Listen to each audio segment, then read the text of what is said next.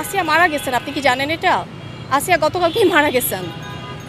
এটা আসলে এত বেশি হৃদয় বিদারক। আমরা এই ম্যাচ ইস্যুটার মধ্যেই মাঝখান থেকে যখন এই ইস্যুটা আসছে, আমরা মোটামুটি আসলে সবাই খুব বাকরুদ্ধ হয়ে গেছে। আপনি দেখবেন যে আসলে ডাক্তারদের হচ্ছে যে এই জিনিসগুলো আমাদেরকে আসলে নিজের চোখের ভেতর দিয়ে দেখতে হয়, আমরা এটার ভেতর দিয়ে যাই, চিকিৎসা দিতে হয় গিয়ে দেখি, কিন্তু এইগুলো আসলে চোখে দেখা যায় না।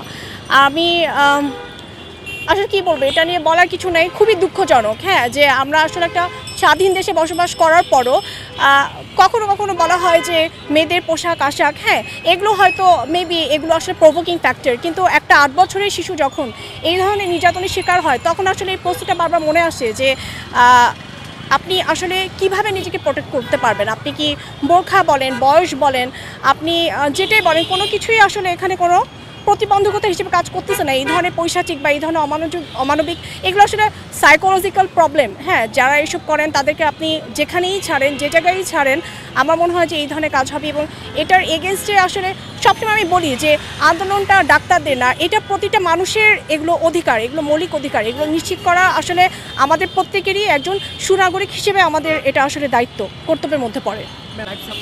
আসিয়া মারা গেছেন, আপনি কি জানেন এটা? আসিয়া গতকালকেই মারা গেছেন,